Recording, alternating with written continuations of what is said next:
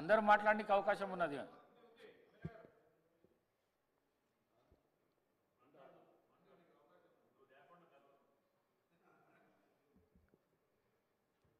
అధ్యక్ష నమస్కారం. ఈరోజు ముందుగా తెలంగాణ ఆవిష్కరణకు ఎంతో త్యాగపూరితమైనటువంటి పాత్ర నిర్వర్తించి సత్యశీలిగా అన్నమాటకు కట్టుబడినటువంటి ఎన్ని నష్టాలు కష్టాలు వచ్చినా సరే తెలంగాణ ఇస్తానన్న మాటను నిలబెట్టుకున్నటువంటి ఒక గొప్ప మానవతామూర్తి, తెలంగాణ అభిమాని సోనియా గాంధీ గారి జన్మదిన పర్వాన వారికి నా తరపున, మా భారత కమ్యూనిస్ట్ పార్టీ తరపున వారికి జన్మదిన శుభాకాంక్షలు ఘనంగా తెలియజేస్తా ఉన్నాను.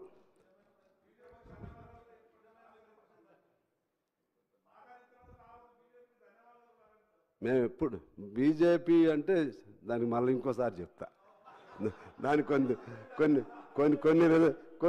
కొన్ని రిజర్వేషన్స్ ఉన్నాయి. Okay, thank you.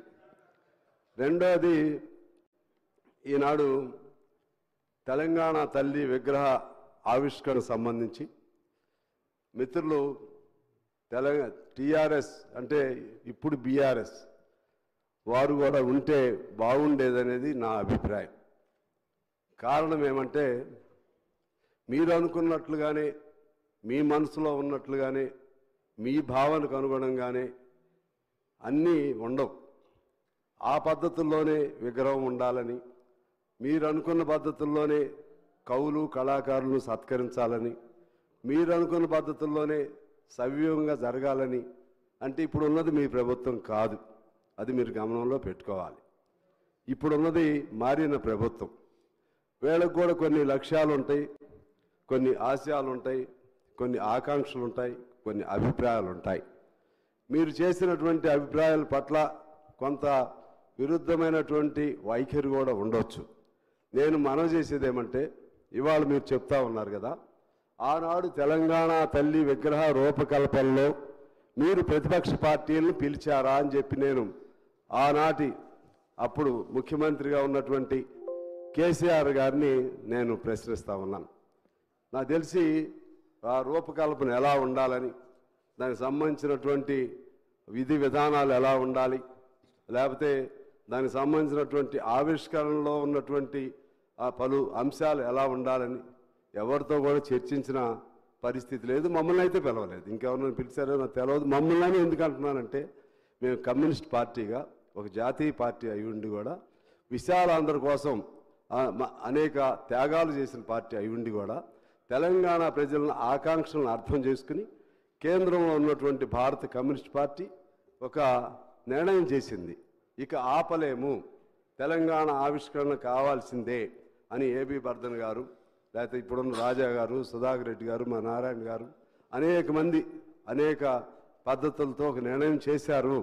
కనీసం మాకు అందులో సోనియా గాంధీ గారు అప్పుడు ఒక మాట అన్నారు, మీరందరూ అన్ని పార్టీలు ఏకాభిప్రాయానికి వస్తే తెలంగాణ మేము ఇస్తామని చెప్పి. అన్ని పార్టీలు ఏకాభిప్రాయం రావాలంటే సహజంగా విశాలాంధ్ర కావాలన్నటువంటి కమ్యూనిస్ట్ పార్టీ రాదని కొంతమందికి ఉండేది. కానీ మేము కోరుకున్నాం. సిపిఎం కూడా మేము తటస్థంగా ఉన్నామన్నారు. ఆఖరికి టీడీపీ వారు కూడా అప్పుడు దాన్ని ఏకాభిప్రాయానికి అంగీకరించడం జరిగింది. అందువలన ఆ కమ్యూనిస్ట్ పార్టీకి సంబంధించినటువంటి మమ్మల్ని కూడా మీరు ఎప్పుడు కూడా గౌరవించింది లేదు, పిలిచింది లేదు. మా గౌరవం పాయింట్ కాదు ఇక్కడ. కానీ ఒక రూపకల్పన చేసేటప్పుడు అందరి అభిప్రాయాలని పరిగణలో తీసుకోవాల్సిన బాధ్యత వారికి ఉందని చెప్పి నేను మనవి చేస్తా ఉన్నాను. అదేవిధంగా ఇక్కడ ఒక అంశం గుర్తు చేయాలి. ఇక్కడే కూర్చుని ఉన్నారు కోమటిరెడ్డి గారు, జోపల్లి గారు వీళ్ళిద్దరు పదవులకి రాజీనామా చేశారు అధ్యక్ష. అప్పుడు మంత్రి పదవులకి కోమటిరెడ్డి గారు దాదాపు 10-11 రోజులు నిరాహార దీక్ష చేశారు. మీరు అందరి కృషి ఉంది ఇందులో. అదేవిధంగా నేను కూడా మా పార్టీ ఆదేశానుసారం 7 రోజులు జైల్లో ఉండి నిరాహార దీక్ష చేశాను అధ్యక్ష, తెలంగాణ కోసం. 700 కిలోమీటర్లు పాదయాత్ర చేశాను. మా తుమ్మల గారు కూడా నాతో పాటు కాసేపు నడిచారు అప్పుడు. అంటే ఇక్కడ ఉన్నవాళ్ళు మన పొన్నం ప్రభాకర్ గారు పార్లమెంట్లో మంచి గొప్ప రోల్ ప్లే చేశారు. ఇలా అందరి పాత్ర, ఎవరి పాత్ర వాళ్ళది ఉంది. సకల జనుల సమ్మెకి సంబంధించి జయశంకర్ గారు, లేకపోతే కోదండరామ్ గారు, ఇంకా అనేక మంది త్యాగధనులు అనేక మంది అనేక పద్ధతుల్లో కృషి చేశారు. మా సింగరేణి అప్పుడు మేమే గుర్తింపు సంఘం. మా సింగరేణిలో దాదాపు పనికి వెళ్లకుండా 45 రోజులు సకల జనుల సమ్మెలో పాల్గొనడం జరిగింది అధ్యక్ష. ఏఐటీసీ అప్పుడు ఆర్టీసీలో మేమే గుర్తింపు సంఘం. ఆ విధంగా అందరం కలిసి చేశాం. అందరం కలిసి చేస్తేనే ఆనాడు తెలంగాణ సాకారమైంది. సాకారం అవటంలో సోనియా గాంధీ గారు భిన్నాభిప్రాయంతో ఉండి లేకపోతే కుత్సితమైనటువంటి ఆలోచన చేస్తే తెలంగాణనే వచ్చేది కాదు. అందువలన ఈ సందర్భంగా అన్ని ఈ ఒక్కరోజు ముఖ్యమంత్రి గారు చెప్పినట్లుగా భేషజాలు లేకపోతే భిన్నాభిప్రాయాలు ప్రక్కన పెట్టుకుని అందరూ ఒక్క తాటి మీద ఉంటేనే తెలంగాణ పట్ల, తెలంగాణ తల్లి పట్ల మనకి గౌరవం ఉన్నట్లుగా అర్థమవుతుందని నేను మనవి చేస్తున్నాను. లేకపోతే రాజకీయ కోణంతో తెలంగాణ తల్లిని కూడా వివాదాస్పదం చేస్తే చరిత్ర మనల్ని క్షమించదు అని చెప్పి నేను మనవి చేస్తా ఉన్నాను. అదే సందర్భంలో ఇక్కడ ఇంకొక మాట చెప్పి నేను సెలవు తీసుకుంటాను అధ్యక్ష. ఈ తెలంగాణ ఇప్పుడు జరిగినటువంటి మలిదశ తెలంగాణలో విద్యార్థులు అనేక మంది ప్రాణత్యాగాలు చేశారు, యువకులు అనేక మంది ప్రాణత్యాగాలు చేశారు. అనేక మంది పైన 100 కేసులు ఉన్నాయి. మా విద్యార్థి నాయకుడు స్టాలిన్ అనే అబ్బాయి మీద 250 కేసులు ఉన్నాయి. అందరూ త్యాగాలు చేశారు మలిదశ ఉద్యమంలో. కేసీఆర్ గారి నాయకత్వాన్ని కోదండరామ్ గారు కూడా అంగీకరించారు, తప్పేం లేదు. అప్పుడున్న పరిస్థితుల్లో అంగీకరించడం జరిగింది. కానీ దాన్ని చూసి ఇంతమంది ఈ త్యాగాలన్నీ తను ఒక్కరే అనే భావనతో ఎవరున్నా సరే ఎవరు మహాత్మా గాంధీయే నేను ఒక్కడిని ఎప్పుడు చెప్పడం, కానీ ఆ భావన ఉండకూడదని చెప్పిన వారికి మనం చేస్తూ ఉన్నాను. దీనికంటే మూలం ఆనాడు వీరోచిత తెలంగాణ సాయుధ పోరాటం, తెలంగాణ రైతాంగ సాయుధ పోరాటం జరిపిన విషయాన్ని కూడా మీకు గుర్తు చేస్తున్నాను అధ్యక్ష. ఆనాడు 4,500 మంది మరణించారు, అది కూడా నేను గుర్తు చేస్తున్నాను. దానికి పిలిపించినటువంటి మగ్దుం మొహిద్దీన్, బద్దం మెల్లారెడ్డి, రావి నారాయణ రెడ్డి, ఇటువంటి గొప్ప యోధులు, సాకలి ఐలమ్మ, దొడ్డి కొమరయ్య, వీళ్ళందరూ కూడా కమ్యూనిస్టు యోధులే. వాళ్ళందరి పేర్లతోనే మీరు విచారణ చేస్తూ ఉంటారు. వారందరి త్యాగాలతో ఆనాడు హైదరాబాద్ సంస్థానం నుంచి తెలంగాణ విముక్తి జరిగింది.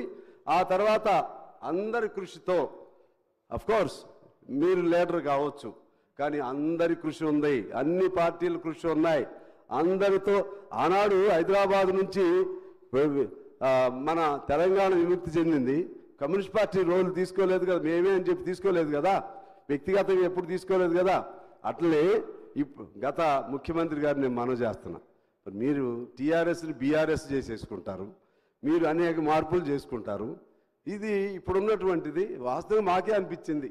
తల్లి అంటే తల్లికి తల్లికి ప్రతీక ఎలా ఉంటుంది? బంగారం, ఎప్పుడు బంగారపు మెడలు లేకపోతే బంగారపు వడ్రాణాలు లేకపోతే ఇటువంటి కాదు కదా. సామాన్యులకు అందుబాటులో ఉండే రూపమే తల్లి రూపం. హస్తం అంటే వారు అభయహస్తం అన్నారు, నేనేం ఆశీస్సులు అంటున్నాను. ఒక తల్లిగా ఆశీస్సులు ఇస్తా ఉన్నారు. అందువలన ఆ విధమైనటువంటి ఈ అన్ని అంశాలని గమనంలో తీసుకుని ఈ ప్రతిరోజు తెలంగాణ ఈ డిసెంబర్ 9న గొప్ప పర్వ దినోత్సవంగా జరపవలసినటువంటి బాధ్యత ప్రభుత్వంగా తీసుకోవాలని కోరుతూ, అదేవిధంగా ఆనాటి విజయం సెప్టెంబర్ 17 దాన్ని కూడా భేషజాలు లేకపోతే బింకాలు లేకపోతే బిడియాలు లేకపోతే ఇంకేమన్నా మానసికంగా లోపల ఉన్న అడ్డంకులన్నీ వదిలేయండి.